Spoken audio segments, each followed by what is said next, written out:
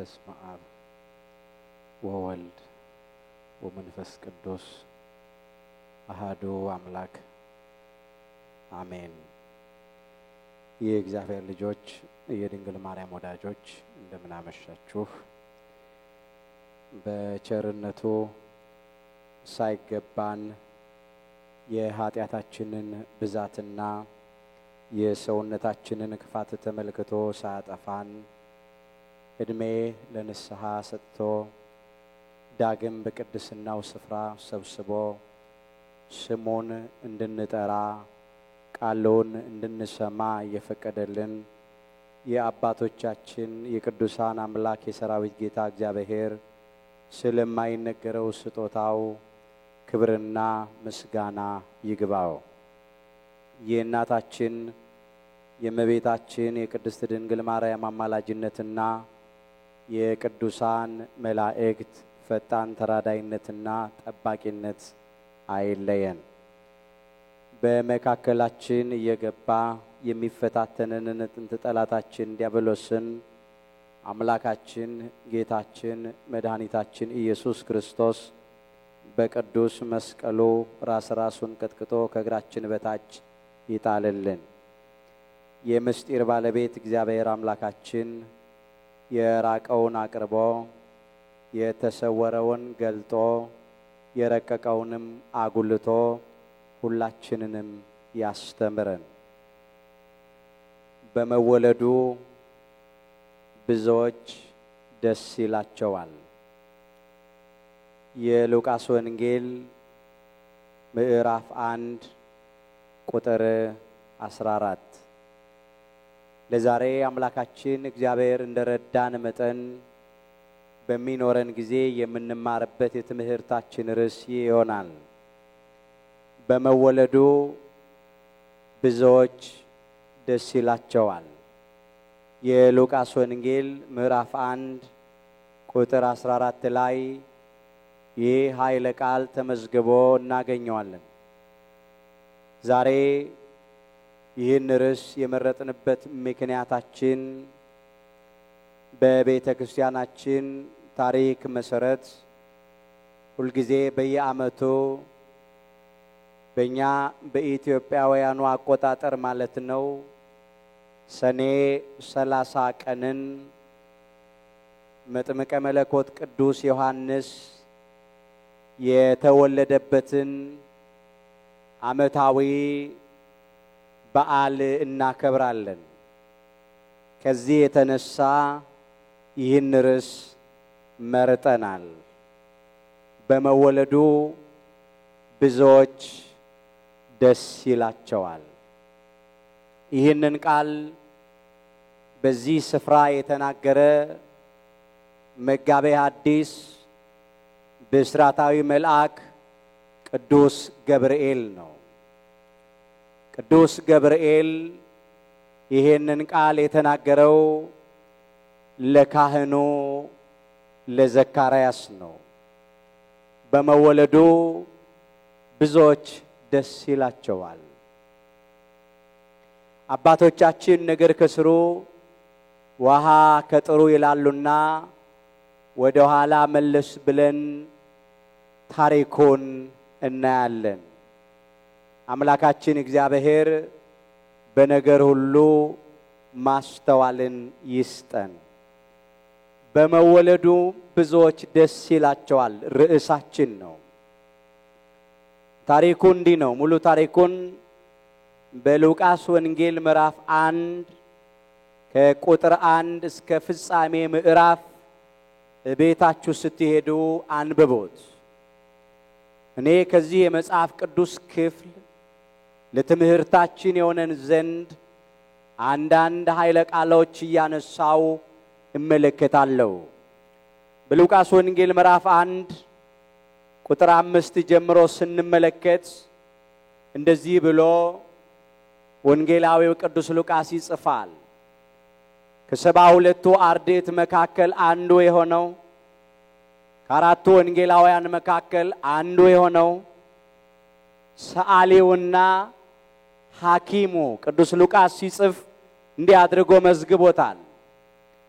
በይሁዳ ንጉስ በሄሮድስ ዘመን ከአብያ ክፍል የሚሆን ዘካርያስ የሚባል አንድ ካህን ነበረ ይላል።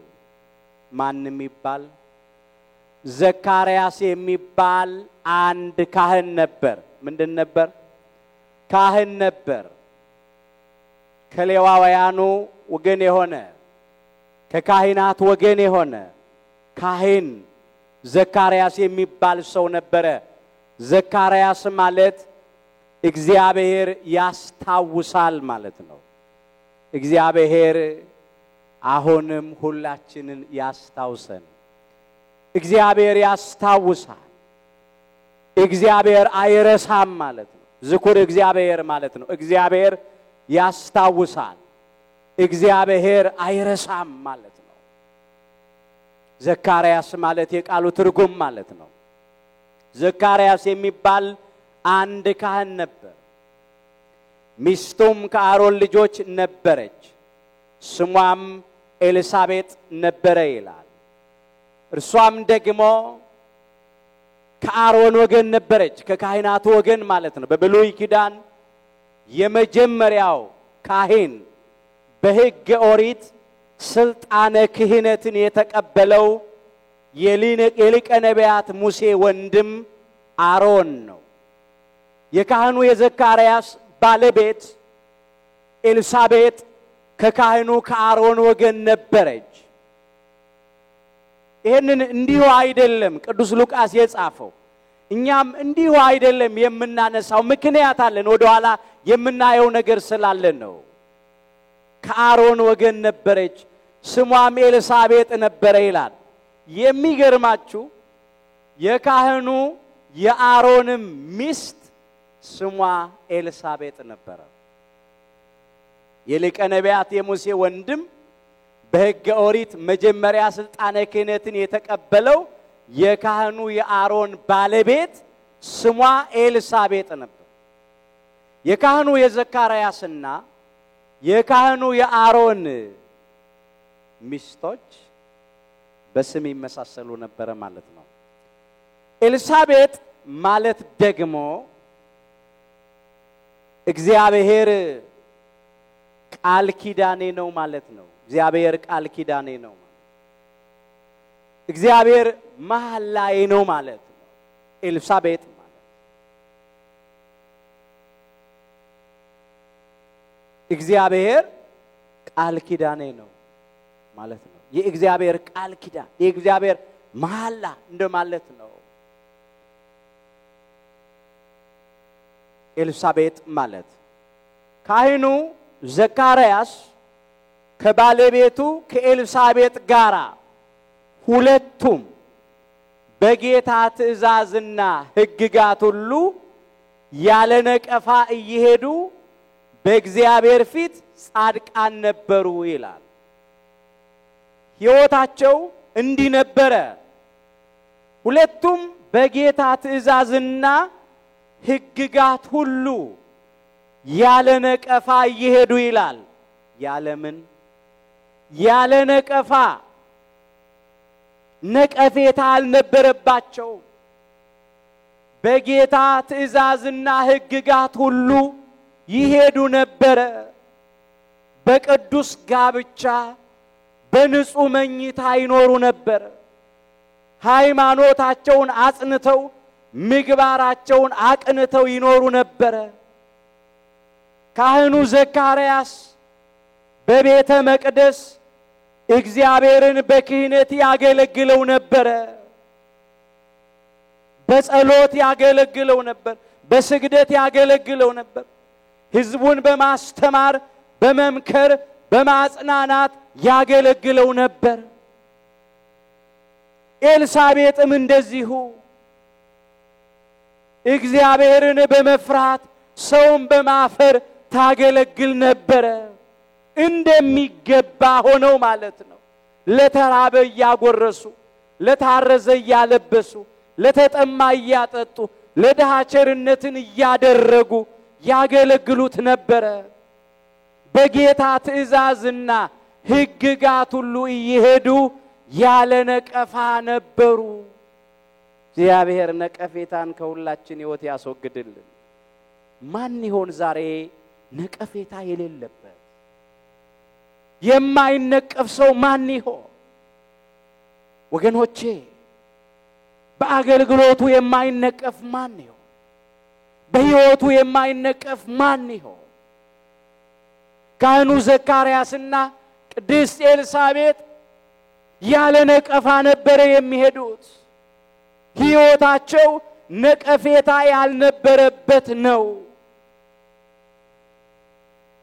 በሰው ዘንድ የማይነቀፉ በእግዚአብሔርም ዘንድ የማይነቀፉ ነበሩ። ይሄዱ የነበረው በጌታ ትእዛዝና ሕግጋት ሁሉ ስለነበረ ቅዱስ ጳውሎስ ለቆሮንቶስ ክርስቲያኖች በጻፈው መልእክቱ እንደዚህ አድርጎ ገልጧል። ሁለተኛ ቆሮንቶስ ምዕራፍ 8 ቁጥርም 20 ጀምሮ እንደዚህ ይላል። ስለምናገለግለው ይላል ስለዚህ ለጋስ ስጦታ አለ ከእግዚአብሔር ስለተሰጠን ስጦታ አለ። ቅዱስ ጳውሎስ የአሕዛብ ሐዋርያ ነበር። ለአሕዛብ ወንጌልን ይሰብክ ነበር። ለዚህ ነው ስለምናገለግለው ስለዚህ ለጋስ ስጦታ ማንም እንዳይነቅፈን እንጠነቀቃለን አለ። ማንም ምን እንዳይለን እንዳይነቅፈን እንጠነቀቃለን። እባካችሁ እግዚአብሔር ስለሰጠን ስጦታ እግዚአብሔር ስለሾመን ሹመት እግዚአብሔር ስለከፈተልን ያገልግሎት በር እግዚአብሔር ስላደረገልን ነገር ሁሉ ማንም እንዳይነቅፈን እንጠንቀቅ። ካህኑ ዘካርያስና ቅድስት ኤልሳቤጥ ያለ ነቀፋ በእግዚአብሔር ፊት ይሄዱ ነበር። በሰው ፊት ይመላለሱ ነበር። በጌታ ትእዛዝና ሕግጋት ሁሉ እየተጓዙ ያለ ነቀፋ ይሄዱ ነበር። ካህኑ ዘካርያስ በክህነቱ አይነቀፍም ነበር። በአገልግሎቱ በጋብቻቸው አይነቀፉም ነበር። ቅዱስ ጋብቻ ንጹህ መኝታ ነበራቸው። ጋብቻም እኮ የእግዚአብሔር ስጦታ ነው። ጋብቻ የማን ስጦታ ነው? የእግዚአብሔር ስጦታ ነው። ስንቶቻችን እናስተውላለን? ጋብቻ እኮ የእግዚአብሔር ስጦታ ነው። ቀድሞም ቢሆን ለአዳም ሔዋንን የሰጠ እግዚአብሔር ነው። ቃሉም የሚለው ይሄንን ነው። ጋብቻ የእግዚአብሔር ስጦታ ነው። እስቲ ጥቂት ነገር አንስተን አስረግጠን እንመልከት። ለምን በተሰጠን ስጦታ እንዳንነቀፍ ስጦታችንን እንዳናስነቅፍ በመጽሐፈ ምሳሌ እንዲህ ተብሎ ነው የተጻፈው። ምሳሌ 19 ቁጥር 14 ላይ እንመልከት። እንዲህ ይላል ቤትና ባለጠግነት ከአባቶች ዘንድ ይወረሳሉ ይላል። አስተዋይ ሚስት ግን ከእግዚአብሔር ዘንድ ናት ይላል። ምሳሌ 19 ቁጥር 14 ላይ አዎ ቤትና ባለጠግነት ከአባቶች ዘንድ ይወረሳሉ። ወላጆች በውርስ ቤትን ርስትን ሀብት ንብረትን ሊያወርሱ ይችላሉ። ለባል ግን ሚስት የእግዚአብሔር ስጦታ ናት። ለሚስትም ባል የእግዚአብሔር ስጦታ ነው። አስተዋይ ሚስት ግን ከእግዚአብሔር ዘንድ ናት። አስተዋይ ባልም ከእግዚአብሔር ዘንድ ነው። ለካህኑ ለዘካርያስ ቅድስት ኤልሳቤጥን የሰጠ እግዚአብሔር ነው። ለቅድስት ኤልሳቤጥ ካህኑ ዘካርያስን የሰጠ እግዚአብሔር ነው። ስለዚህ ያንን ቅዱስ ጋብቻቸውን ሳያስነቅፉ ኖሩ። ያለ ነቀፋ ይሄዱ ነበር። በትዳራቸው ነቀፌታ አልነበረም። በጋብቻ ያለን ወገኖቼ ስንቶቻችን ያለ ነቀፋ ነው የምንመላለሰው? የአንዳንዶቻችን ትዳር የተነቀፈ ነው። ሰዎች የሚሰናከሉበት ነው። እንኳን ሰዎች ሊድኑበት ቀርቶ ትዳር እንደነሱ ከሆነ ይቅርብኝ ብለዋል በአንዳንዶች ትዳር ምክንያት። ቃሉ ግን ምን ይላል? ሚስት ያገኘ በረከት አገኘ ይላል። ምሳሌ 18 ቁጥር 22 ላይ ሚስት ያገኘ በረከት አገኘ ከእግዚአብሔርም ሞገስን ይቀበላል ነው የሚለው። ምሳሌ 18 ቁጥር 22 ላይ አስተዋላችሁ ወገኖች? ሚስት ለባል በረከት ናት። ሚስት ያገኘ በረከትን አገኘ ከእግዚአብሔርም ሞገስ ይቀበላል። እግዚአብሔር ፍሬ ይሰጣል። እግዚአብሔር ልጅ ይሰጣል። በልጅ ያከብራል። እግዚአብሔር ያ ነው በረከት ይሰጣል። ካህኑ ዘካርያስና ቅድስት ኤልሳቤጥ በጌታ ትእዛዝና ሕግጋት ሁሉ እየሄዱ ያለ ነቀፋ ይመላለሱ ነበር። ይሄን ለማንሳት ነው። እንመለስ እዚያው ሁለተኛ ቆሮንቶስ ምዕራፍ 8 ቁጥር 20 ላይ ስለምናገለግለው ስለዚህ ለጋስ ስጦታ ማንም እንዳይነቅፈን እንጠነቀቃለን አለ። በጌታ ፊት ብቻ ያይደለ አለ፣ ነገር ግን በሰው ፊት ደግሞ መልካም የሆነውን እናስባለንና ነው የሚል። ካህኑ ዘካርያስ ስለሚያገለግለው አገልግሎት፣ ስለ ሕይወቱ፣ ስለ ኑሮ፣ ስለ ትዳሩ፣ ስለ ሆነው ነገር ሁሉ እንዳይነቀፍ ይጠነቀቅ ነበር። በእግዚአብሔርም ፊት በሰውም ፊት ይጠነቀቅ ነበር። እግዚአብሔር አምላካችን በአገልግሎታችን፣ በሕይወታችን፣ በመውጣት በመግባታችን፣ በምንሰራው፣ በምንናገረው፣ በምናስበው በማንኛውም ነገራችን እንዳንነቀፍ የተጠራንበትንም ስም የምናመልከውን የአምላካችን የእግዚአብሔርን ስም ሃይማኖታችንን እንዳናስነቅፈው በጥንቃቄ እንድንመላለስ ሁላችንን ይርዳን። አዎ አንዳንዶቻችን ዛሬ የተጠራንበትን ስም እያስነቀፍን ነው፣ እያሰደብነው ነው ያለው።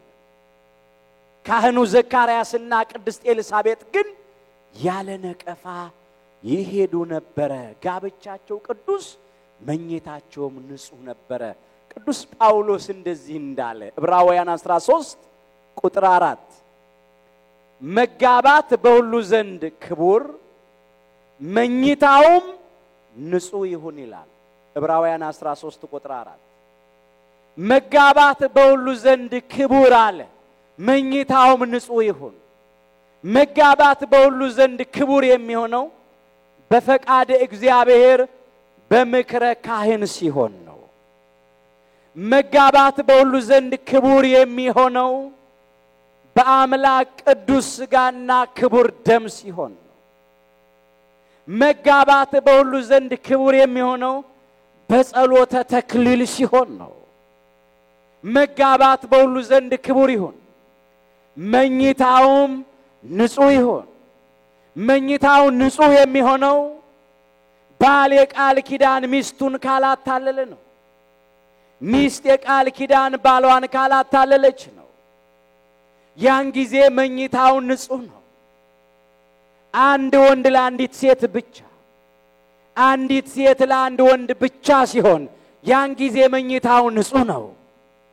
መጋባት በሁሉ ዘንድ ክቡር፣ መኝታውም ንጹህ ይሁን። የካህኑ የዘካርያስና የቅድስት ኤልሳቤጥ ጋብቻቸው ቅዱስ ነበር። መኝታቸው ንጹህ ነበር።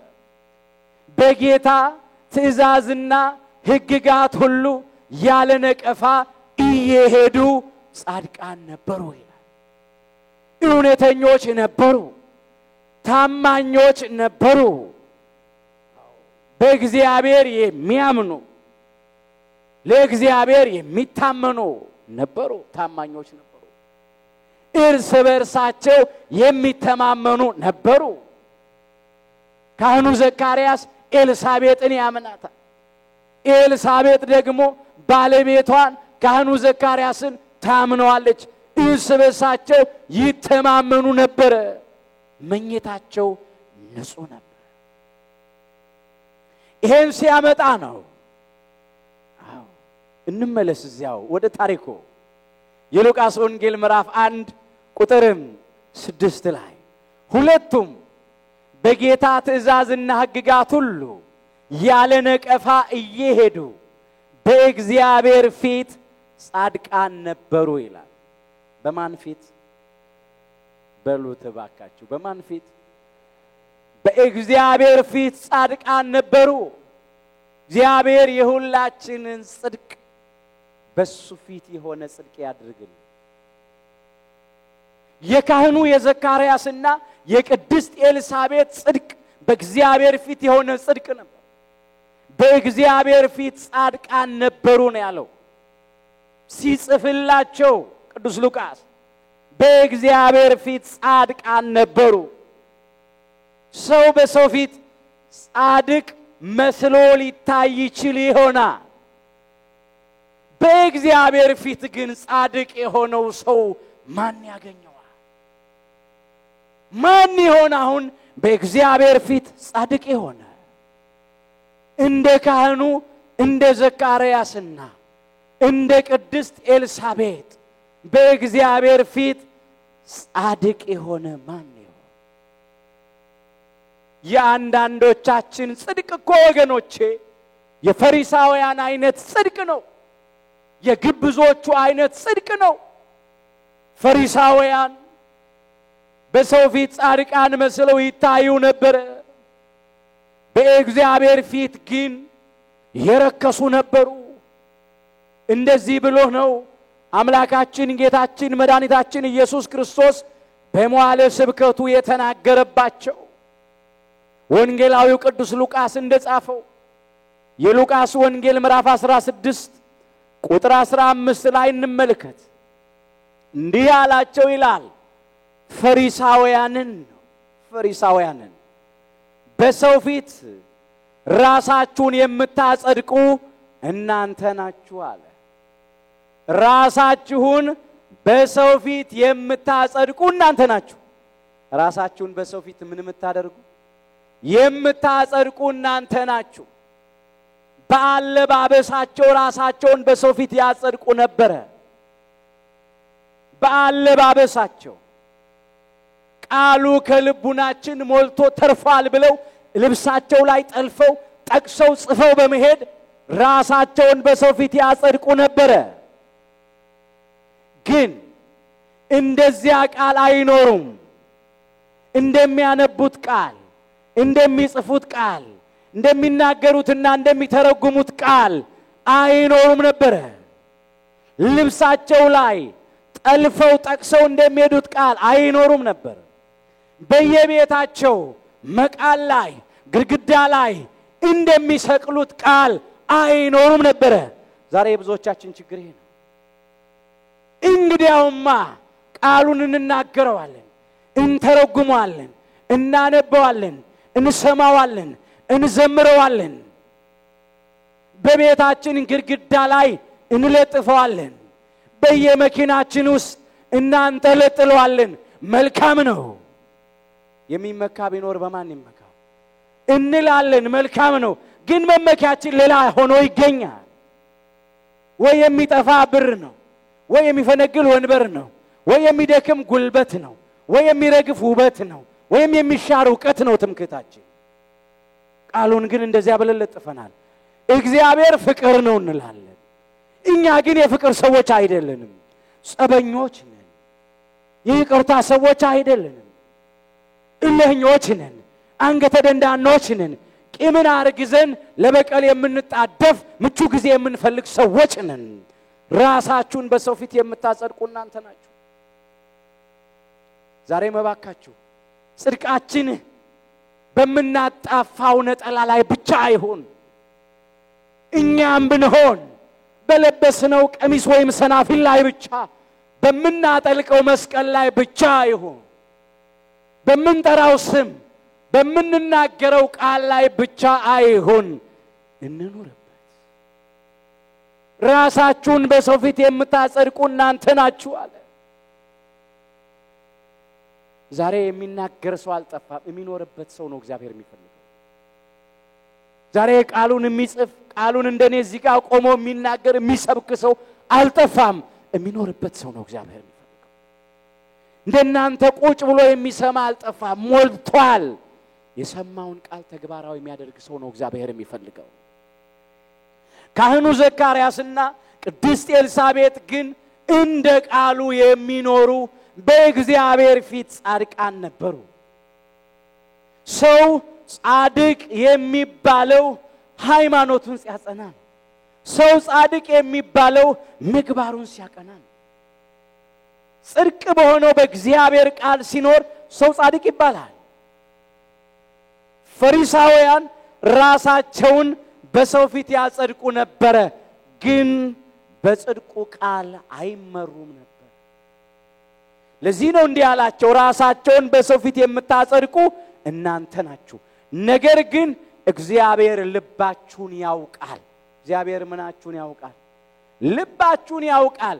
ልብ ያመላለሰውን ኩላሊት ያጤሰውን ያውቃል። እግዚአብሔር ከድርጊት በፊት ያውቃል፣ ከሐሳብ በፊት ያውቃል። ሁሉን አዋቂ ነው።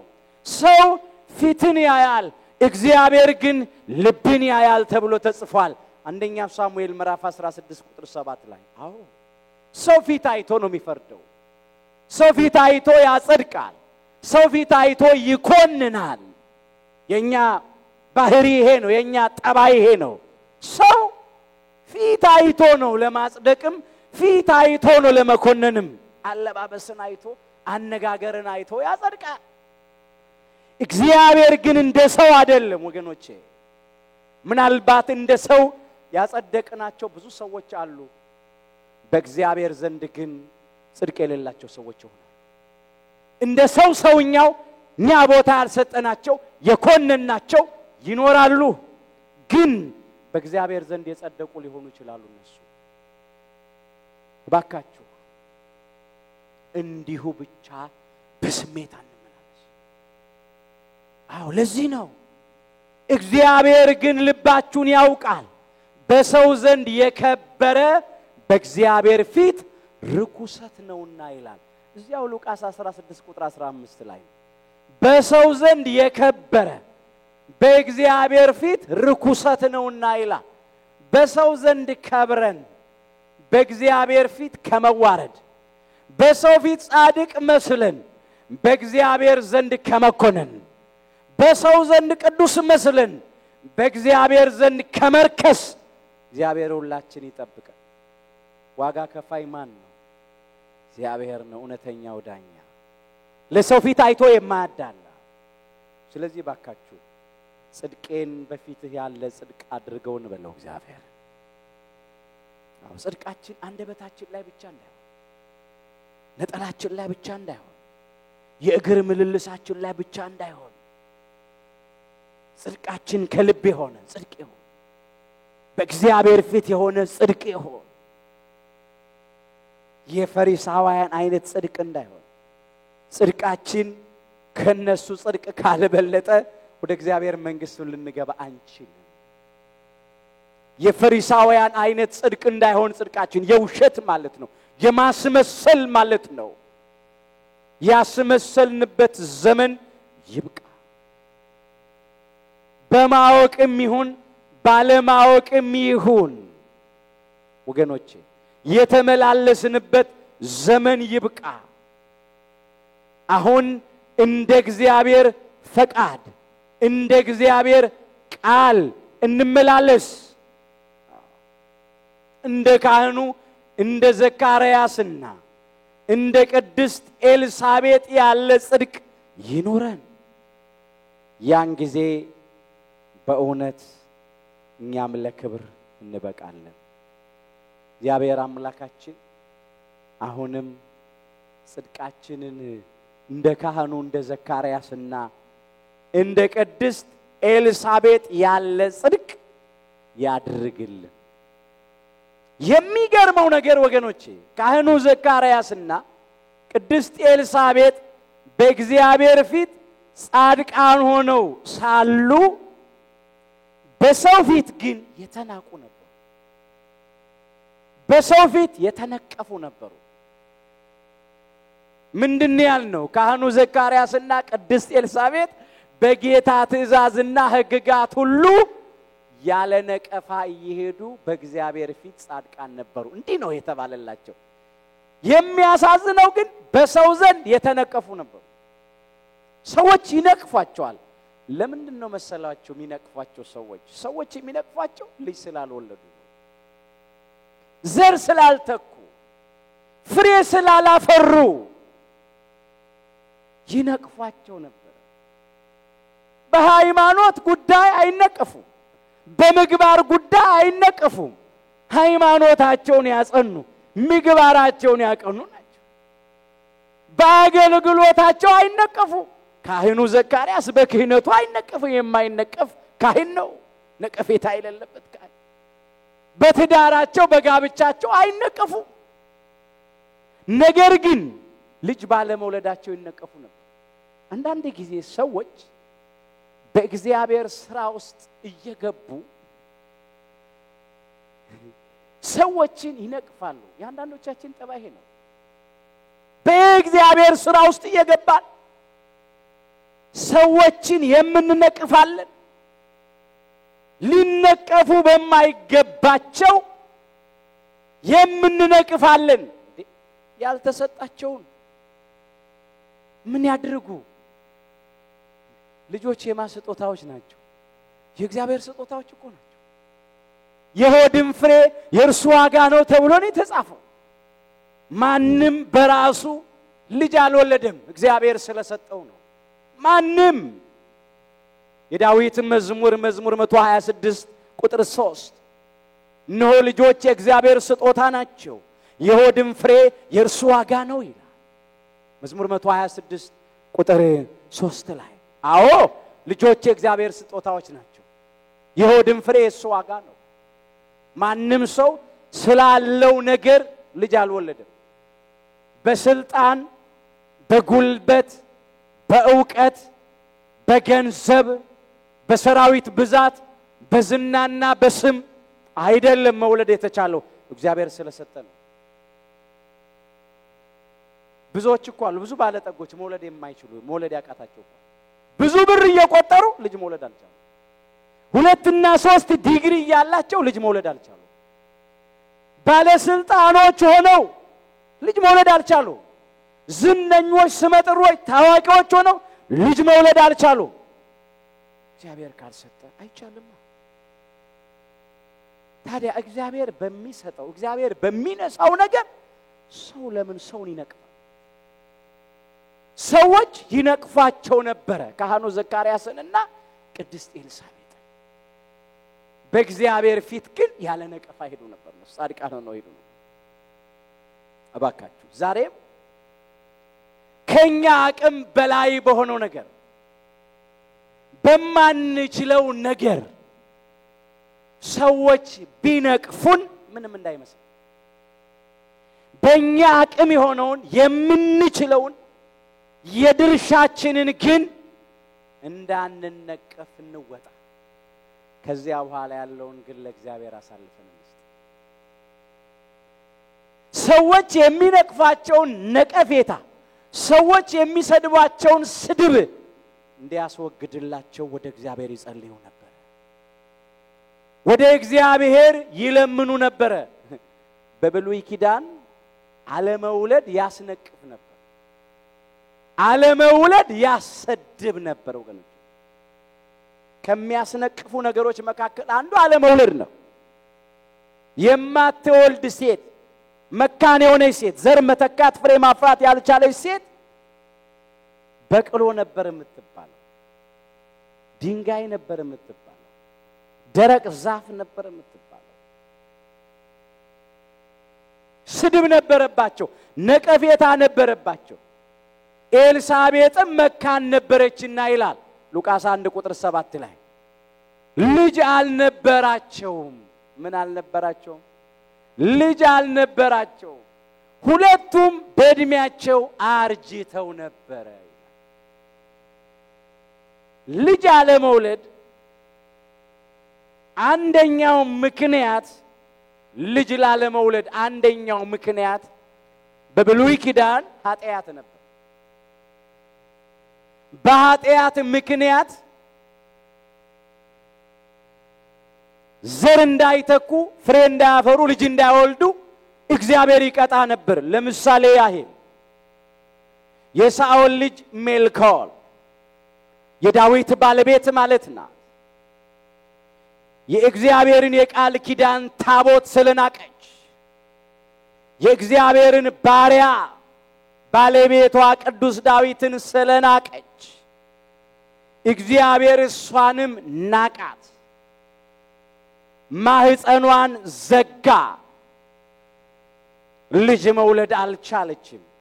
እንዲህ ተብሎ ነው የተጻፈው ሁለተኛ ሳሙኤል ምዕራፍ 6 ቁጥር 23 የሳኦልም ልጅ ሜልኮል እስከ ሞተችበት ቀን ድረስ ልጅ አልወለደችም ነው የሚለው ሁለተኛ ሳሙኤል ምዕራፍ 6 ቁጥር 23 ላይ።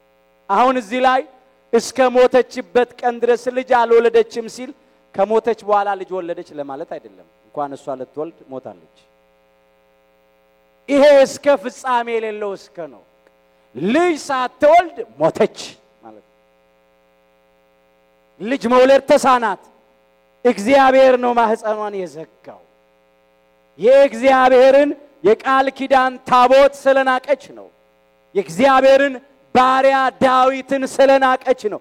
ዳዊት በሙሉ ልቡ በእግዚአብሔር የቃል ኪዳን ታቦት ፊት ለእግዚአብሔር ክብር ምስጋና ስላቀረበ ስለዘመረ አቤት እንደ ብሉይ ኪዳኑ ቢሆን ኖሮ ዛሬም የእግዚአብሔርን ቤተ መቅደስ የሚንቁ የእግዚአብሔርን የቃል ኪዳን ታቦት የሚንቁ በእግዚአብሔር ቅዱሳን ላይ በጻድቃን በሰማዕታት ላይ በድንግል ማርያም በወላዲተ አምላክ ላይ የማይገባ ነገር የሚናገሩ እንደዚያ ዘመን እንደ ብሉይ ኪዳኑ ማህፀናቸው ቢዘጋ ኖሮ ማን ይሆን መውለድ የሚችለው? ግን ዓመተ ምህረት ስለሆነ የጸጋ የምህረት የይቅርታ ዘመን ስለሆነ እግዚአብሔር ተሸክሞ ይኖራል። አንዱ ይሄ ምክንያት ነበርና ሰዎች ይንቋቸው ነበር። ግን አስተውላችሁ ከሆነ ምንድነው ያለው ሲነሳ እነሱ እንኳን ከካህናቱ ወገን ናቸው። ሁለቱም ካህኑ ዘካርያስም ባለቤቱ ኤልሳቤጥ ሕይወታቸውስ በጌታ ትእዛዝና ሕግጋት ሁሉ ያለ ነቀፋ ይሄዱ በእግዚአብሔር ፊት ምን ነበሩ? ጻድቃን ነበሩ። በኃጢአት ምክንያት ነው እንዳይባል ጻድቃን ነበሩ። ለምንድነው መውለድ ያቃታቸው ያልቻሉት? እግዚአብሔር ስራን የሚሰራበት ጊዜ አለው። እግዚአብሔር ያለ ጊዜው የሚያደርገው ነገር የለም። ሶሎሞን ምንድነው ያለው? ለሁሉ ምን አለው? ጊዜ አለው። ለሁሉ ጊዜ አለው ነው የተባለው። እውነት ነው፣ ለሁሉ ጊዜ አለው። ካህኑ ዘካርያስና ቅድስት ኤልሳቤጥ ልጅ ያልነበራቸው መውለድ ያልቻሉት በኃጢአት ምክንያት አይደለም። ያንንም አንዳንል በእግዚአብሔር ፊት ጻድቃን ነበሩ። ልጅ መውለድ ያልቻሉት እግዚአብሔር እስኪፈቅድ የእግዚአብሔር ጊዜ እስኪደርስ ድረስ ማለት ነው። በመጽሐፈ መክብብ ምዕራፍ 3 ቁጥር 1 ላይ ነው ለሁሉ ጊዜ አለው ተብሎ የተጻፈው። ብዙዎቻችን የምናውቀው ቃል ነው። ጊዜው እስኪደርስ ድረስ ማለት ነው። በእድሜያቸው አረጁ። እንደ ሰውኛው ልማድ ከዚህ በኋላ ለኤልሳቤጥ መጽነስ መውለድ አይሆንላትም። እንደ ሰውኛው ከሴቶቹ የሚሆነው ወግና ልማድ ቀርቶባታል። ሙቀት ልምላሜ ተለይቷታል። ካህኑ ዘካርያስም በእድሜ ገፍቷል። አረጋዊ ነው፣ አርጅቷል። ሰው ሲጨርስ ግን እግዚአብሔር መስራት ይጀምራል። እግዚአብሔር ከተፈጥሮ ሕግ በላይ የሚሰራ አምላክ ነው። የፍጥረታት ፈጣሪ ነውና ኤልሻዳይ ነው፣ ሁሉን ቻይ አምላክ ነው፣ ባለሙሉ ስልጣን።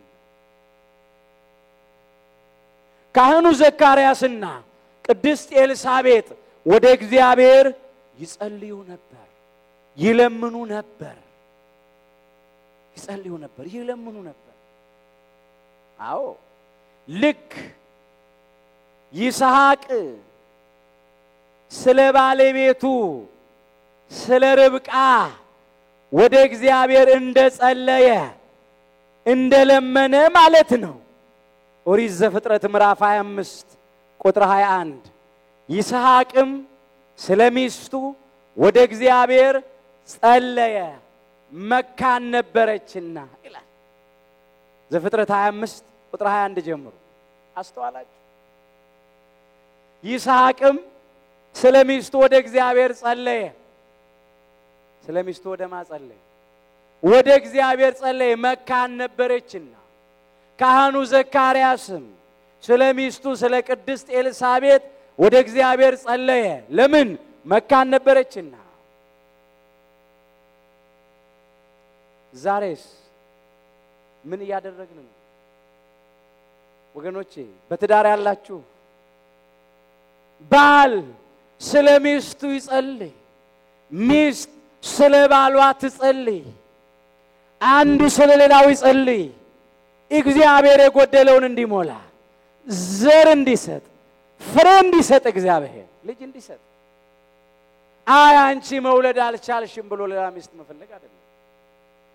አይ አንተ መውለድ አልቻልክም ብሎ ሌላ ባል መፈለግ አይደለም።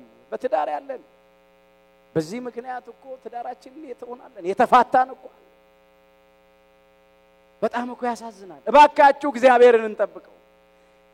እግዚአብሔር ዘግይቶ ቢነሳም ቀድሞ የሚደርስ አምላክ ነው። እሱ ሲነሳ የሚቀድመው የለም፣ ይመጣል ወደኛ። ያጣነውን ይሰጠናል። የሚጠቅመን ከሆነ የሚበጀን ከሆነ አይከለክለንም። ጥቂት ስንለምነው ብዙ የሚሰጥ አምላክ ነው። ብቻ እንጠብቀው።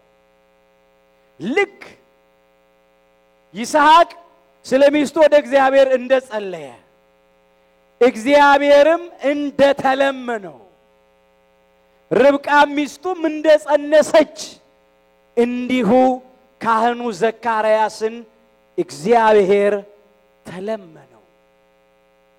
እግዚአብሔር ተለመነው። እግዚአብሔር ሁላችንን ይለመነን። ተለመነው። እግዚአብሔር ተለመነው።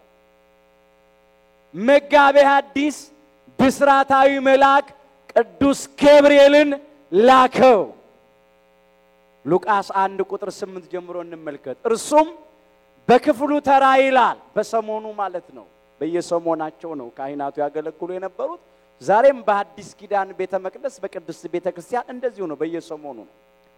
በክፍሉ ተራ በእግዚአብሔር ፊት ሲያገለግል፣ በመሰዊያው ፊት ለፊት ማለት ነው ሲያገለግል፣ እንደ ካህናት ሥርዓት ወደ ጌታ ቤተ መቅደስ ገብቶ ለማጠን ዕጣ ደረሰበት ይላል። ሰሞኑ ደረሰ፣ ተራው ደረሰና ጥናውን ይዞ የሚቃጠለውን የዕጣን መስዋዕት ለእግዚአብሔር ለማቅረብ ተሰይሞ ነበር ለአገልግሎት። አዎ ወገኖቼ፣ ያን ጊዜ ይላል በዕጣንም ጊዜ ሕዝቡ ሁሉ በውጪ ቆመው ይጸልዩ ነበር ይላል። በምን ጊዜ? በዕጣን ጊዜ። የዕጣን መስዋዕት ካህኑ ዘካርያስ ለእግዚአብሔር በሚያቀርብበት ጊዜ ማለት ነው። ይሄንን ወደ ኋላ መለስ ብሎ መመልከት ይቻላል። በኦሪት ዘጸአት ምዕራፍ 30 ከቁጥር 1 ጀምሮ የዕጣኑ መስዋዕት በቤተ መቅደስ ለእግዚአብሔር እንዴት ባለ ሁኔታ መቅረብ እንዳለበት ታዟል። አሁንም ቢሆን በአዲስ ኪዳን ቤተ መቅደስ በቅድስት ቤተ ክርስቲያንም ቢሆን የዕጣን መስዋዕት ለእግዚአብሔር ይቀርባል። ጥቂት ነገር አንስተን አስረግጠን እንለፍ። በትንቢተ ሚልክያስ ምዕራፍ 1 ቁጥር 11 ላይ እንደዚህ ተብሎ ተጽፏል። ከፀሐይ መውጫ ጀምሮ እስከ መግቢያዋ ድረስ ስሜ በአሕዛብ ዘንድ ታላቅ ይሆናልና አለ አምላካችን እግዚአብሔር። በየስፍራውም ለስሜ ዕጣን ያጥናሉ አለ። ለስሜ ምን ያጥናሉ? ዕጣን ያጥናሉ፣ ንጹሕም ቁርባን ያቀርባሉ። በቤተ ክርስቲያን አባቶቻችን ካህናቱ ጥናውን ይዘው የዕጣን መስዋዕት ለእግዚአብሔር ያቀርባሉ። እግዚአብሔር ከዚህ ጸጋ ሁላችንም አይለየን። ንጹሕን ቁርባን ያቀርባሉ፣ ለስሜ ዕጣን ያጥናሉ ብሏል እግዚአብሔር። ይቺ የሰማይ ደጅ ናት። በሰማይም የዕጣን መስዋዕት ለእግዚአብሔር ሲቀርብ ተመልክቶ ቅዱስ ዮሐንስ በራእዩ መዝግቦታል። ይቺ የሰማይ ደጅ ስለሆነች በቅድስት ቤተ ክርስቲያን የዕጣን መስዋዕት ይሰዋል፣ ይቀርባል። በዚህ ደግሞ አናፍርም። ራእየ ዮሐንስ ምዕራፍ 8 ቁጥርም 3 ጀምሮ መመልከት ይቻላል። ሌላም መልአክ መጣና የወርቅ ጥና ይዞ በመሰዊያው አጠገብ ቆመ ይላል። ካህኑ ዘካርያስ በመሰዊያው አጠገብ ጥናውን ይዞ እንደቆመ ማለት እኮ ነው። በሰማይ ሆኖ እንደሞዩ በዙፋኑም ፊት ባለው በወርቅ መሰዊያ ላይ ለቅዱሳኑ ለጸሎት እንዲጨምረው ብዙ ዕጣን ተሰጠው ይላል። የዕጣኑም ጢስ ከቅዱሳኑ ጸሎት ጋራ ከመላኩ እጅ በእግዚአብሔር ፊት ወጣ ይላል። እግዚአብሔር አምላካችን የሁላችንን መስዋዕት፣ አገልግሎት፣ ደጅ ጥናት፣ ልመና፣ ጸሎት እንዳማረ እንደተወደደ የዕጣን ሽታ አድርጎ ይቀበልልን። የካህኑ የዘካርያስ ዕጣን የሚቃጠለው የዕጣን መስዋዕት አረገለት፣ ጸሎቱ ተሰማለት። ቅዱስ ዳዊት እኮ እንዲህ አድርጎ ነው እግዚአብሔርን የለመነው። ዛሬም ከቅዱስ ዳዊት ጋር አብረን ሆነን እግዚአብሔርን እንዲህ ያልን እንለምነው ባካችሁ። እኛም ልንለምነው ይገባል፣ ልንማጸነው ይገባል። መዝሙር 140 ቁጥር 2 ላይ እንደዚህ ነው የሚለው፣ ጸሎቴን በፊትህ እንደ ዕጣን ተቀበልልኝ ነው የሚለው። ጸሎቴን በፊትህ እንደምን ተቀበልልኝ? እንደ ዕጣን ተቀበልልኝ። እጅ መንሳቴም እንደ ሰርክ መስዋዕት ትሁን አለ። አቤቱ ወደ አንተ ጮኩ ስማኝ፣ ወደ አንተም ስጮህ የልመናዬን ቃል አድምጥ እያለ ነበር የሚለምን። እንዲህ ብሎ መለመን ያስፈልጋል። ስንት ዘመን ጮህን፣ ስንት ዘመን ለመንን፣ ስንት ዘመን ተጣራን። አንዳንዶቻችን እስካሁን መልስ አላገኘንም። እስካሁን ድረስ አልተሰማንም። እስካሁን ድረስ የጎደለው ነገር አልሞላልንም። በግል ሕይወታችን ይሁን በማህበራዊ ሕይወታችን ይሁን ብዙ የሚያስነቅፈን ነገር አለ። ነቀፌታችን አልተወገደም። እባካችሁ እንለምነው ከልብ እግዚአብሔር። ያን ጊዜ የእግዚአብሔር መልአክ ተገለጠ ነው የሚለው። በዕጣንም ጊዜ ሕዝቡ ሁሉ በውጭ ቆመው ይጸልዩ ነበር፣ ልክ ዛሬ እንደሚደረገው። የቻለው አሁን በቤተ መቅደስ ይሆናል፣ ያልቻለው ደግሞ በውጭ ሆኖ እግዚአብሔርን ይለምናል። አቤት በውበት እኮ ነው እቺን ቤተ ክርስቲያን አባቶቻችን ያስረከቡን። በውበት ስንዱ የሆነች ቤተ ክርስቲያን፣ የጸጋ ግምጃ ቤት። ያኔም እንደዛ ነው የሆነው። አስተውሉ፣ በቤተ መቅደሱ ማለት ነው። በውጭ ያሉት ሕዝብ ይጸልያሉ፣ እሱ ደግሞ ውስጥ ገብቶ መስዋዕቱን ያቀርባል። ያን ጊዜ እንደዚህ ሆነ። የጌታ መልአክ በዕጣኑ መሰዊያ ቀኝ ቆሞ ታየው። በዕጣኑ መሰዊያ ቀኝ ቆሞ ታየው። በምን በኩል ነው የቆመው? በቀኝ በኩል ነው የቆመው። በግራ ቆመ አይልም፣ በቀኝ በኩል ነው የቆመው። በቀኝ በኩል ቆመ የሚለው እውነተኛ መልአክ ከእግዚአብሔር የተላከ የእግዚአብሔር መልአክ እንደሆነ ያሳያል። ሰይጣን ግራ ነው፣ ጠማማ ነው፣ ቀኝ የለውምና ቀን አይደለምና በቀኝ ታየው ማለት ነው። ሌላው በቀኝ ታየው ማለት እነሆ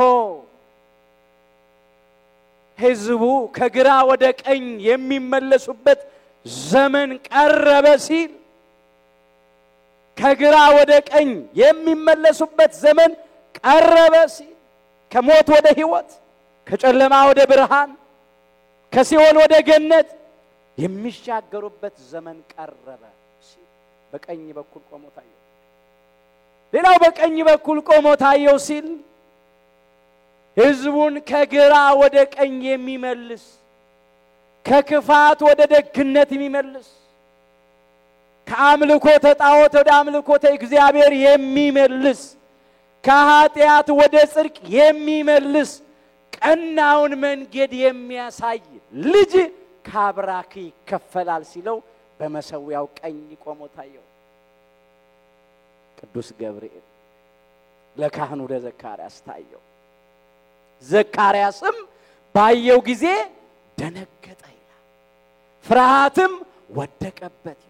የመጀመሪያው ምክንያት የሰው ልጆች መላእክትን በክብር ተገልጠው ሲያዩአቸው ብርሃናውያን እሳታውያን ሰማያውያን የሆኑ ቅዱሳን መላእክት በክብር ተገልጠው ሲታዩ የሰው ልጆች ይፈራሉ፣ ይደነግጣሉ። ካህኑ ዘካርያስ ከዛ ቀድሞና አይቶ አያውቅም ነበርና ድምጽ ነበር የሚሰማውና ተገልጦ ሲያየው መልአኩን በክብር ሲያየው ፈራ፣ ደነገጠ።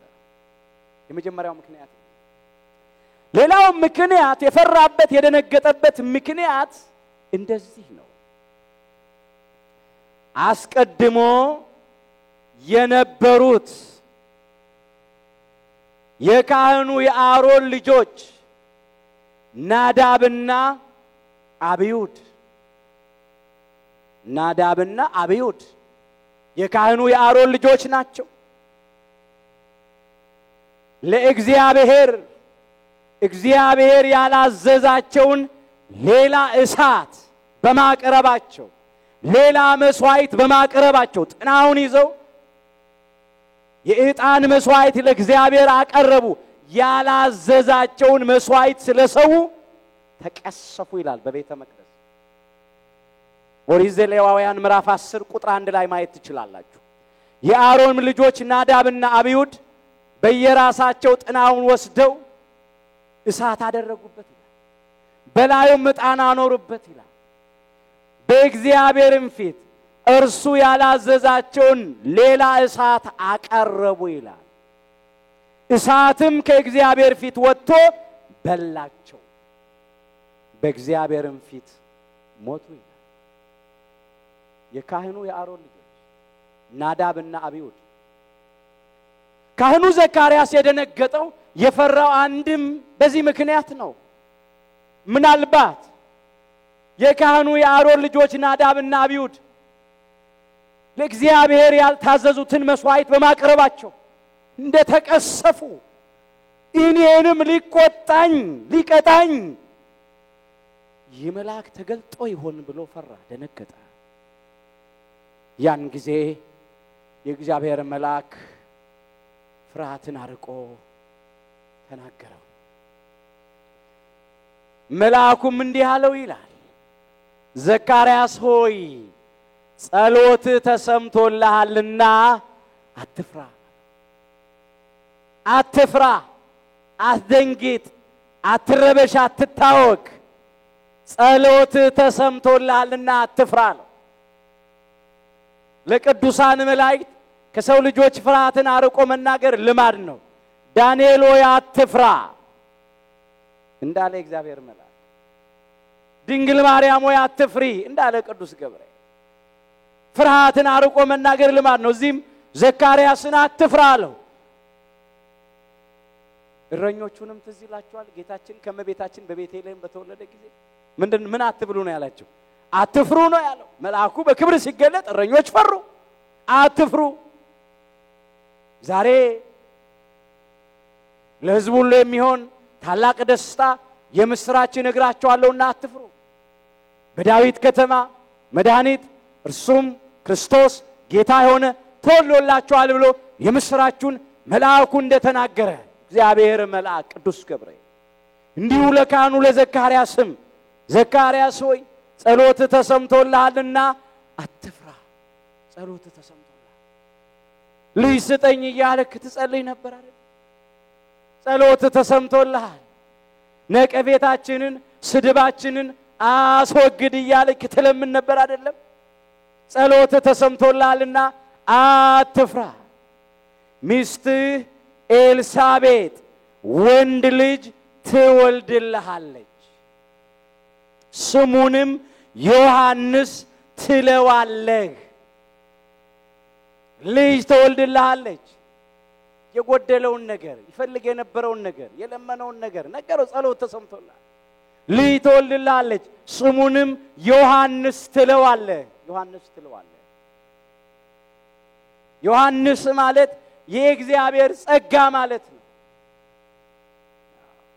ዮሐንስ ማለት የእግዚአብሔር ጸጋ ማለት ነው አባቶቻችን ፍስሐ ሐሴት ደስታ ብለው ወስደውታል የሚያስደስት የእግዚአብሔር ስጦታ የሚያስደስት የእግዚአብሔር ጸጋ ማለት ዮሐንስ ትለዋለህ አስተውሉ በጸሎት የተገኘ ነው መጥምቀ መለኮት ቅዱስ ዮሐንስ በጸሎት በልመና በደጅ ጥናት ኋላም ገና ሳይጸነስ በእግዚአብሔር መልአክ የምስራች የተነገረለት ነው ብስራት የተነገረለት ነው ለካህኑ ለዘካርያስ አበሰረው ቅዱስ ገብርኤል ሚስት ኤልሳቤጥ ወንድ ልጅ ትወልድልሃለች ስሙንም ዮሐንስ ትለዋለህ ብዙ ይናገርለታል ደስታና ተድላም ይሆንልሃል በመወለዱ አንተ ደስ ይልሃል ሚስት ኤልሳቤጥ ደስ ይላታል ምን ይሄ ብቻ በመወለዱ ብዙዎች ደስ ይላቸዋል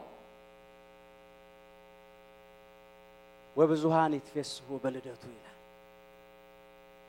በመወለዱ ብዙዎች ደስ ይላቸዋል ርዕሳችን ነው በመወለዱ ማን ደስ ይላቸዋል ብዙዎች ደስ ይላቸዋል ለጊዜው የካህኑ የዘካርያስና የቅድስት ኤልሳቤጥ ደስታ ፍጻሜው የብዙዎች ደስታ የመጥምቀ መለኮት የቅዱስ ዮሐንስ መወለድ ያስደሰተው ካህኑ ዘካርያስና ቅድስት ኤልሳቤጥን ብቻ አይደለም ለብዙዎች ደስታ ምክንያት ነው በመወለዱ ብዙዎች ደስ ይላቸዋል ይቀጥላል በመወለዱ ብዙዎች ደስ ይላቸዋል በጌታ ፊት ታላቅ ይሆናልና በሰው ፊት ብቻ አይደለም በእግዚአብሔር ፊት ታላቅ ይሆናል ክብር ያለው ሞገስ ያለው ማዕረግ ያለው ነው እግዚአብሔር ከፍ ከፍ ያደረገው ማለት ነው የወይን ጠጅና የሚያሰክር መጠጥ አይጠጣም ናዝራዊ ነው ለእግዚአብሔር የሚለይ ወደ ኋላ እንመጣበታለን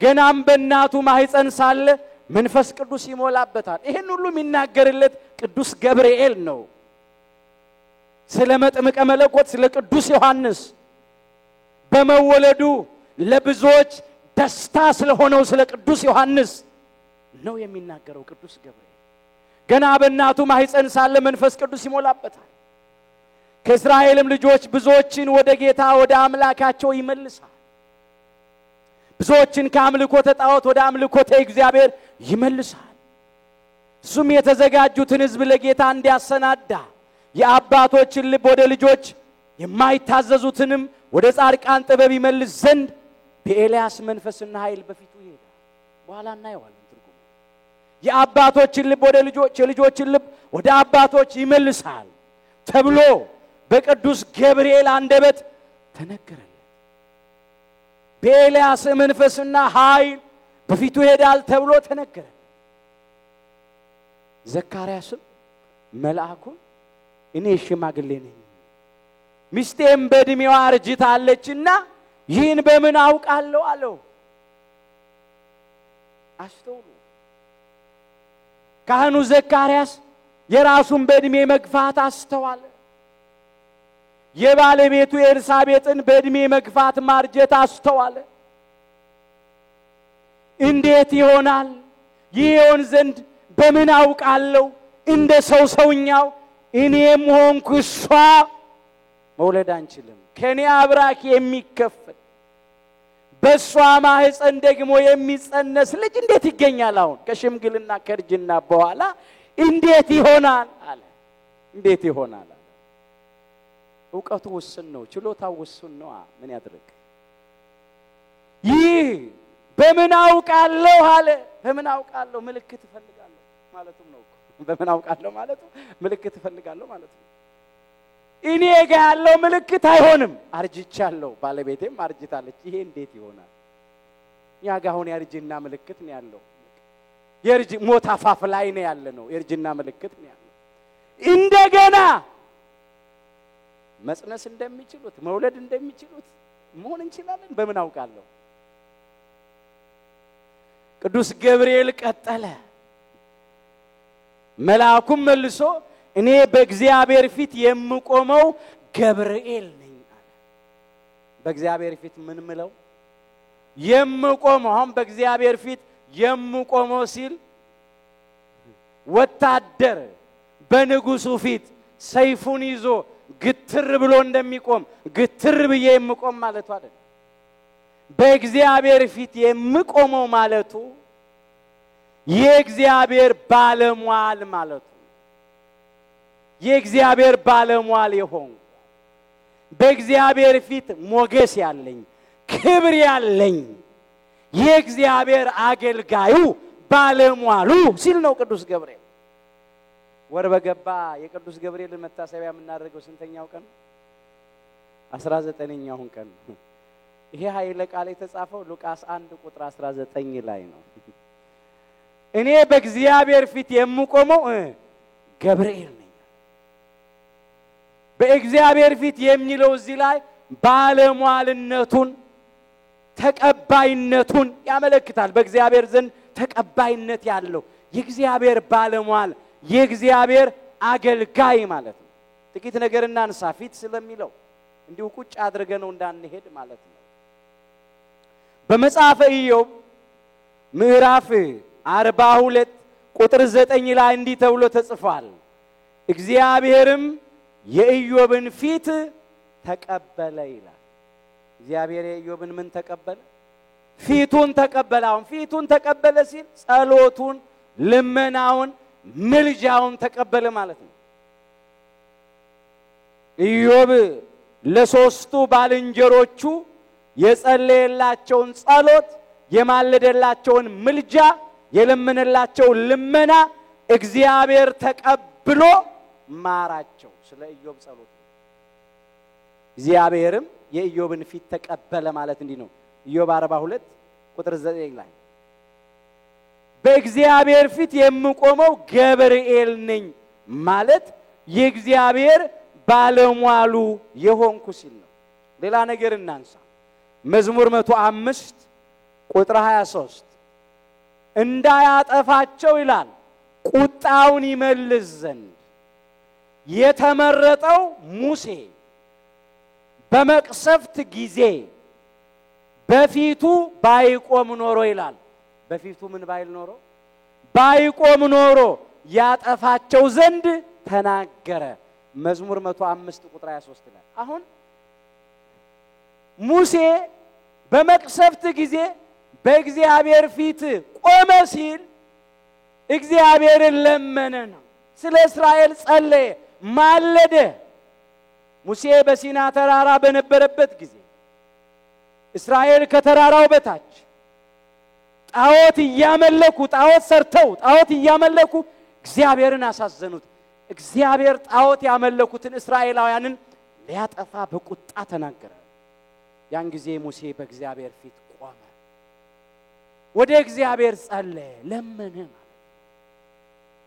ማለደ እነሱን ከምታጠፋቸው እኔን ከጻፍከው ከሕይወት መጽሐፍ ደምስሰኝ መቆም ማለት ይሄ ነው ለመነላቸው ያን ጊዜ እግዚአብሔር የሙሴን ፊት ተቀበለ በፊቱ ቆሟልና ለምኖታልና ኦሪት ዘጸአት ምዕራፍ 32 ላይ ሙሉ ታሪኩ ተመዝግቧል ቁጥርም 32 ጀምሮ መመልከት ትችላላችሁ አሁን ይናጢያታቸውን ይቅር በላቸው ይላል ዘጸአት 32 ቁጥር 32 አሁን ይናጢያታቸውን ይቅር በላቸው ያለዚያ ግን ከጻፍከው መጽሐፍ እባክህ ደምስሰኝ እግዚአብሔር እኮ ሙሴን ምን ይያለው መሰላችሁ ይሄንን ጣዖት የሚያመልክ ሕዝብ አጠፋዋለሁ አንተን በሌላ በታላቅ ሕዝብ ላይ እሾመሃለሁ አለው ሙሴ በዛ ሰዓት እኔን የምትሾምበት ሌላ ታላቅ ህዝብ ካገኘህልኝ ሌላ ታላቅ ብዙ ህዝብ ካለ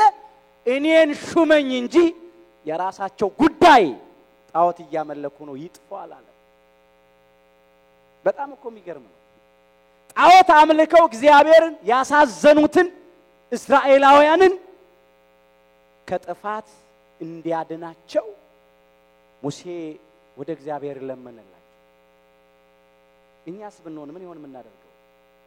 እንኳን የጠፉት እንዲማሩ ከጻፍከው መጽሐፍ እባክህ እንደምስሰኝ እነሱን የማትምር ከሆነ ልንር ቀርቶ አንዳንድ ጊዜ ያላጠፉትን ቢጠፉ አይገደንም። የኛ ወንበር ከተረላደለ የኛ ደረት ከቀላ የኛ ሆድ ከሞላ የኛ ነገር ከተመቻቸ ምን ቸገረን? ሙሴ ግን ለታላቅ ህዝብ ሾመሃለሁ እያለው ይቅርብኝ፣ የምትሾመኝ ሹመት ይቅርብኝ፣ እነሱን ማትምር ከሆነ እኔን ከጻፍከው ከሕይወት መጽሐፍ ደምስሰኝ አለ። እውነተኞች ቅዱሳን እውነተኞች የእግዚአብሔር ሰዎች እንዲህ ናቸው።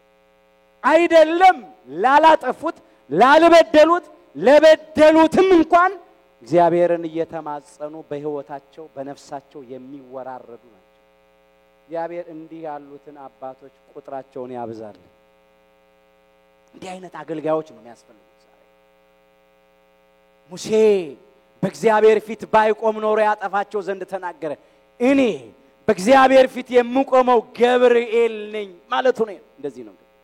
እውነተኛው መልአክ ነኝ፣ የእግዚአብሔር ባለሟል ነኝ፣ የመጣሁትም ከእግዚአብሔር ተልኬ ነው ሲለው ነው። ቃሌ የታመነ ነው ሲለው ነው። እኔ በእግዚአብሔር ፊት የምቆመው ገብርኤል እንድናገርህም ይችንም የምስራች እንድሰብክልህ ተልኬ ነበር። ነውም በጊዜው የሚፈጸመውን ቃሌን ስላላመንክ ይህ ነገር እስከሚሆን ቀን ድረስ ድዳ ትሆናለህ፣ መናገርም አትችልም አለ። የሉቃስ ወንጌል ምዕራፍ 1 ቁጥር 19 ላይ ተመለሳችሁት። አስተዋላችሁ ወገኖች? የተላከው የምስራች እንዲነግረው ነው፣ እንዲያበስረው ነው። ነገረው። ለዚህ የምስራች ነበር የተላኩት። ጸሎት ተሰምቶልሃል፣ ደስ ይበልህ፣ ሚስት ኤልሳቤጥ ትጸንሳለች፣ ወንድ ልጅ ትወልዳለች፣ ስሙንም ዮሐንስ ትለዋለህ። በመወለዱም ተድላና ደስታ ይሆንልሃል፣ በመወለዱም ብዙዎች ደስ ይላቸዋል እያልኩ እንዳበስርህ እንዳስደስትህ ነበር የተላኩት። አንተ ግን የምስራቼን አልተቀበልክም፣ አላመንክም፣ ተጠራጥረሃል፣ በሁለት ልብ አነክሰሃል። ስለዚህ ይህ እስኪፈጸም ድረስ ዲዳ ትሆናለህ። ይህም በምን አውቃለሁ ብለሃል አይደለም? እሱ እስኪወለድ አንተ ዲዳ ትሆናለህ። ምልክቱ ዲዳነት ነው አለ። ምልክትም ሰጠው። ዲዳ ትሆናለህ። በምን አውቃለሁ አለው? በል እስኪወለድ ዲዳ ትሆናለህ፣ መናገር አትችልም አለ። ቅዱስ ገብርኤልን እግዚአብሔር ሲልከው ሂድና ካህኑ ዘካርያስን ዲዳ አድርገውናል አለው። ደስ ይበልህ ብለህ የምስራች ነግረኸው አስደስተውና ነው ያለው። ቅዱስ ገብርኤል ግን በተሰጠው ስልጣን ካህኑ ዘካርያስን ዲዳ አድርጎት ተመለሰ። ለምን? ቃሉን ምን አላለምና አልተቀበለምና። ቃላቸውን እንድንቀበል የቅዱሳን መላእክት ቃላቸውን ባንቀበል ግን የፈለጉትን ለማድረግ ስልጣን እንደተሰጣቸው ተመዝግቧል። ኦሪት ዘጸአት ምዕራፍ 23 ቁጥር 20 ጀምሮ እንዲህ ይላል፣ በመንገድ ይጠብቅ ዘንድ ወደ አዘጋጀውትም ስፍራ ያገባ ዘንድ እነሆ እኔ መልአክን በፊት እሰዳለሁ ይላል። ዘጸአት 23 ቁጥር 20 ጀምሮ እግዚአብሔር ነው መላእክትን የሚልከው እንዲጠብቁን፣ እንዲረዱን፣ እንዲያማልዱን፣ እንዲያግዙን ማለት ነው። በፊቱ ተጠንቀቁ፣ በመላእኩ ፊት ቃሉንም አድምጡ፣ የመላእኩን ቃል ስሜ በእርሱ ስለሆነ የእግዚአብሔር ስም በመላእክቱ ላይ ስለሆነ በመላእክት ስም ላይ ኤል ኤል ኤል የሚለው ስም የማን ነው? የእግዚአብሔር ስም ነው። ስሜ በእርሱ ስለሆነ ኃጢአት ብትሰሩ ይቅር አይልምና አታስመርሩት ነው። ይሄ ተጽፏል። መለመን፣ ማማለድ፣ መርዳት፣ መታደግ ብቻ አይደለም። ኃጢአት ብንሰራ ይቀር አለ ማለትም ስልጣን ተሰጥቷቸዋል ለመላእክት። እግዚአብሔር ነው የሰጠው። የመቅጣት ስልጣን ተሰጥቷል ለመላእክት። ንጉስ ለሰራዊቱ ስልጣን እንደሚሰጥ ማለት ነው። የነገስታት ንጉስ የሰራዊት ጌታ እግዚአብሔር ለሰራዊቱ ለሰማይ ሰራዊት ለቅዱሳን መላእክት ስልጣን ሰጠ። ዲዳ ትሆናለህ አለው። ዲዳ አድርጎት ሄደ። ሕዝቡም ዘካርያስን ይጠብቁት ነበር ይላል ሉቃስ 1 ቁጥር 21 ላይ ተመልሻለሁ። በቤተ መቅደስም ውስጥ ስለዘገየ ይደነቁ ነበር። ምን አገኘው ይሆን? ምን ሆኖ ይሆን የዘገየው የቆየው እያሉ ይገረሙ ይደነቁ ነበር። በወጣም ጊዜ ሊነግራቸው አልቻለም ይላል። ለምን? አንደበቱ ዲዳ ሆኗል፣ ተዘግቷል። በቃ ከዛ ሰዓት ጀምሮ ዲዳ ሆኗል። በቤተ መቅደስም ራእይ እንዳያስተዋሉ እርሱም ይጠቅሳቸው ነበር። በቃ በመልእክት ቋንቋ መናገር ጀመረ። ይጠቅሳቸው ነበር በመልእክት ማለት ነው። ለምን? አንደበት ታስሯል፣ አሁን ተዘግቷል። ዲዳም ሆኖ ኖረ ይላል። ይህ እስከሚሆን ቀን ድረስ ምን ትሆናለህ? ዲዳ ትሆናለህ። የመላኩ ቃል ዲዳ ሆኖ ኖረ ይላል። ከዚያ ወራት በኋላ ይላል እሱ ሰሞኑን ጨርሶ ወደ ቤቱ ሄደ። ሚስቱ ኤልሳቤጥም ጸነሰች። ነቀፌታዬን ከሰው መካከል ያስወግድልኝ ዘንድ ጌታ በተመለከተበት ወራት እንዲህ አድርጎልኛል ስትር ራሷን 5 ወር ሰወረች ይላል። በጸነሰች ጊዜ ነቀፌታዋን ያስወገደ ልጅ ነው። አስተውሉ። በተጸነሰ ጊዜ ነቀፌታ አስወግዷል። ከመጸነሱ በፊት በመላእክ ብስራት ተነግሮለታል፣ የምስራች ተነግሮለታል። የአባቱ አንደበት በሱ ምክንያት ዲዳ ሆኗል። በስተርጅናው እንደሚወልድ ስላላመነ ስላልተቀበለ ስለተጠራጠረ ካህኑ ዘካርያስ አሁን ደግሞ በተጸነሰ ጊዜ የእናቱን ነቀፌታ አራቀ፣ ስድብ አራቀ። ኤልሳቤጥ ግን አልቸኩልም አለች። አሁን እንደው የወጣውና የታየው እንደሆነ እንደዚህ አይ እንደው ምግብ በልታ ሆዷ ተነፍቶ ነው ጠግባ ነው ይሉኝ ይሆናልና እውነቱ ይረጋገጥ ብላ ቆየች ይላል። 5 ወር ራሷን ሸሸገች። 5 ወር ከ5 ወር በኋላ ነው የተገለጠችው። ይለይለት በቃ አለች። በተጸነሰ ጊዜ የእናቱን ነቀፌታ የእናቱን ስድብ አራቀ። ነቀፌታዬን ከሰው መካከል ያስወግድልኝ ዘንድ ነቀፌታ ያስወገደ ልጅ ነው። ይህም ብቻ አይደለም። የ6 ወር ጽንስ ሳለ የእመቤታችን የቅድስት ድንግል ማርያምን የሰላምታዋን ድምጽ ሰምቶ በደስታ ዘሏል። በሉቃስ ወንጌል ምዕራፍ 1 ቁጥር 39 ጀምሮ ታሪኩ ተመዝግቧል። ድንግል ማርያም በዚያ ወራት ተነስታ ይላል ወደ ተራራማው ሀገር ወደ ይሁዳ ከተማ ፈጥና ወጣች። ወደ ዘካርያስ ቤት ሄደች ነው የሚለው። ስለ 3 ነገር ትሄዳለች። በመጀመሪያ ዘካርያስ ታሟል መባልን ሰምታለችና ልጠይቀው ትሄዳለች። ዲዳ ሆኖ የለ መናገር አቅቶት የለ ልጠይቀው ትሄዳለች። ሁለተኛ ኤልሳቤጥ ጸነሰች መባልን ሰምታለችና የጽንሱን ነገር ልትረዳ ትሄዳለች። ደስታዋን ልትገልጽ ዘመዷ ናትና ቅዱስ ገብርኤልም ተናግሯል። ዘመድሽ ኤልሳቤጥ ነው ከጸነሰች የ6ኛ ወር ሆኖታል ብሎ የለ ቅዱስ ገብርኤል ሲያበስር። ስለዚህ ትሄዳለች። ሶስተኛ ምስክርነት በ3 ይጸናልና ቅዱስ ገብርኤል አብስሯታል፣ አወድሷታል፣ አመስግኗታል ከእግዚአብሔር ተልኮ ድንግል ማርያምን። ደግሞ ቅድስት ኤልሳቤጥ የምታመሰግናት ናት።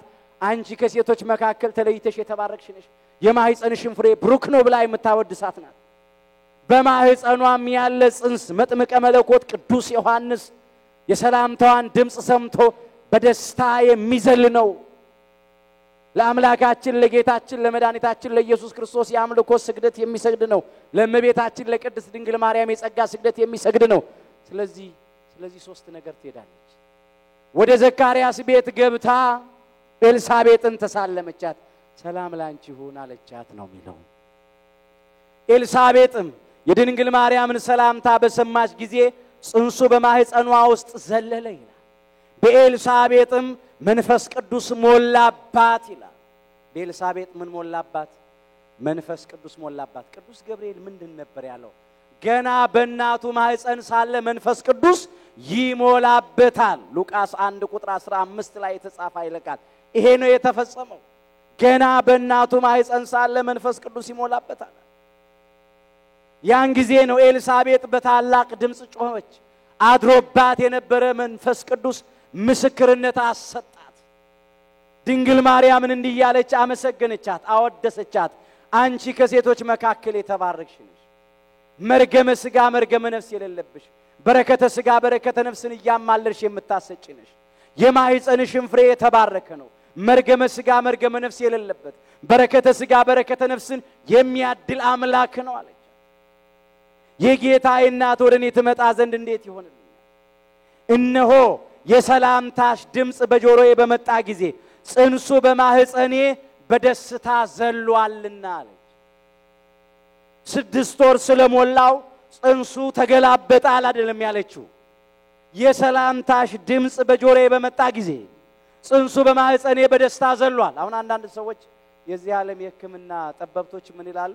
ጽንስ እያደገ ሲሄድ እየገፋ ሲሄድ በቃ ይገላበጣል ይንቀሳቀሳልና ተንቀሳቀሰ 6 ወር ስለሞላው ተንቀሳቀሰ ማለት ነው።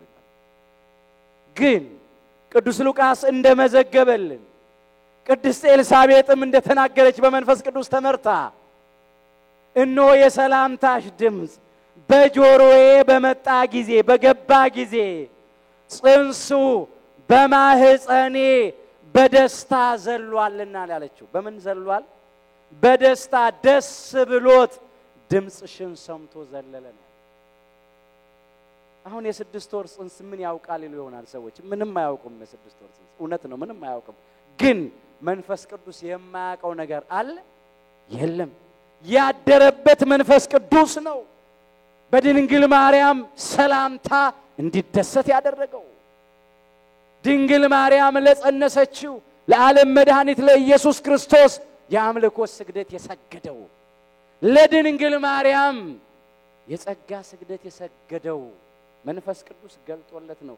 የታደለው ጽንስ ገና በማህፀን ሳለ ገና ሳይወለድ ድንግል ማርያምን አክብሮ የጸጋ ስግደት ይሰግዳል። ጌታውን ያመልካል። የታደለ ጽንስ በማህፀን ሆኖ ምን ይሆን የጸነሳችሁት?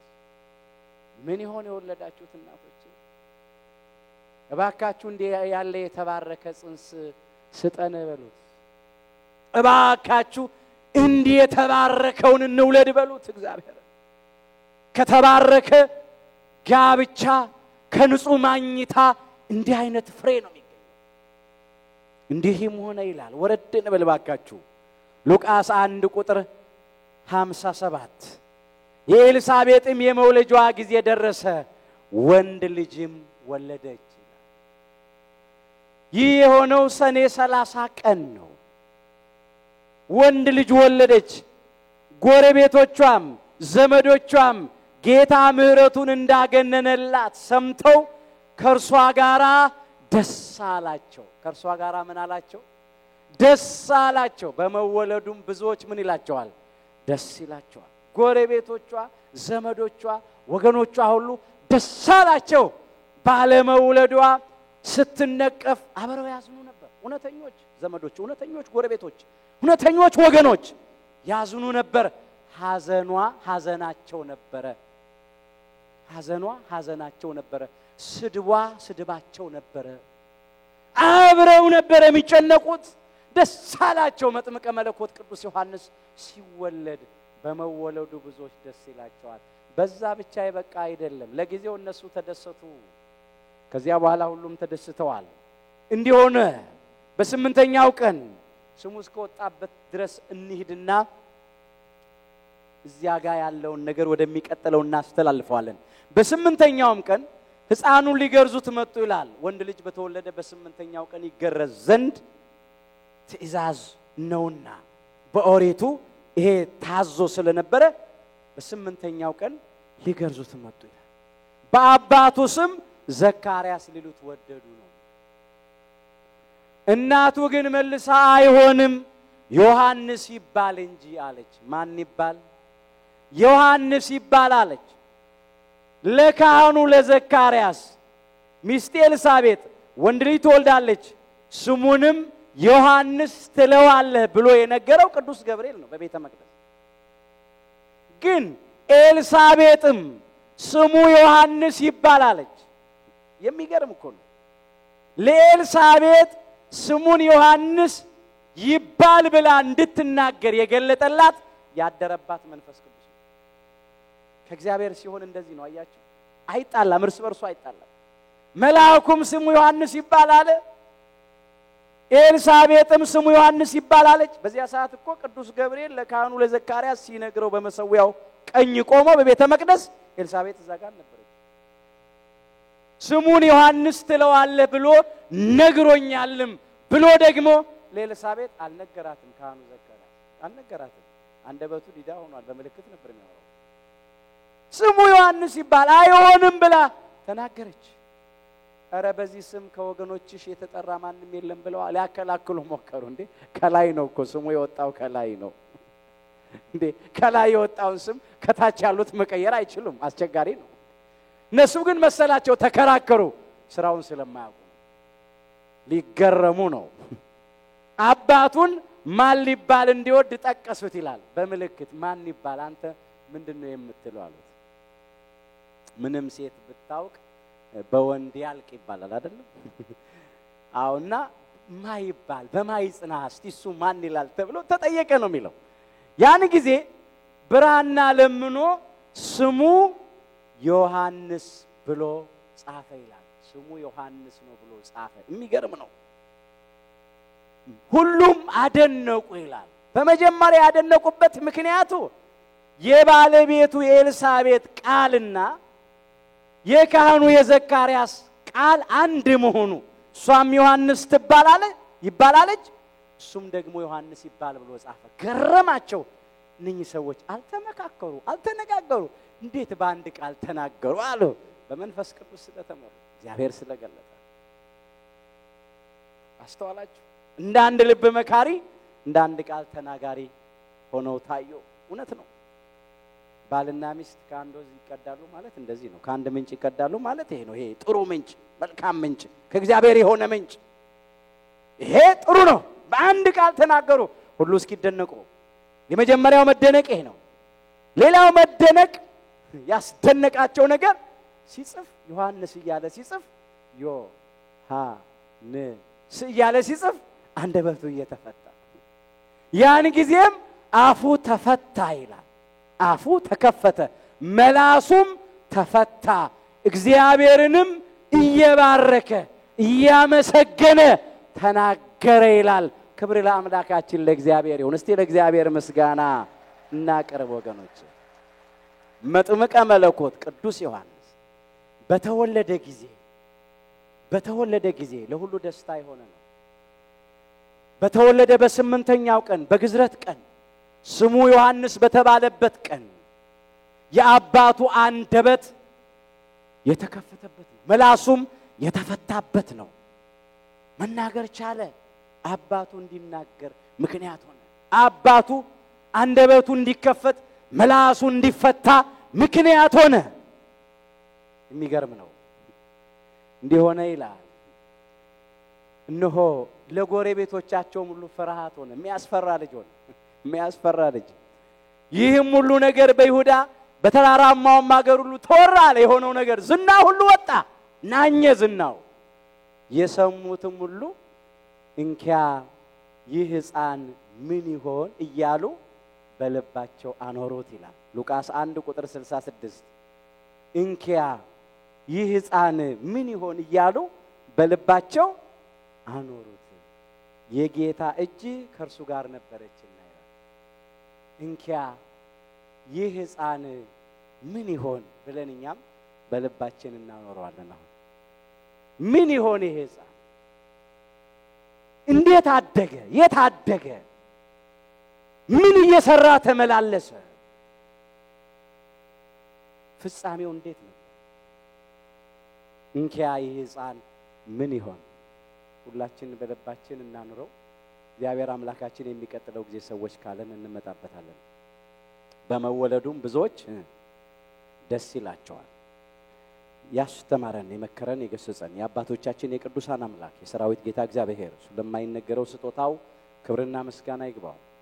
ሁላችንም ከውድቀታችን ተነስተን ከርኩሰታችን ተቀድሰን ወደ አባቶቻችን ወደ ካህናት ቀርበን ኃጢአታችንን ሁሉ ተናዘን ቅዱስ ሥጋውን በልተን ክቡር ደሙን ጠጥተን መንግስቱን እንድንወርስ ስሙን እንድንቀድስ ኃያሉ እግዚአብሔር አምላካችን ይርዳን።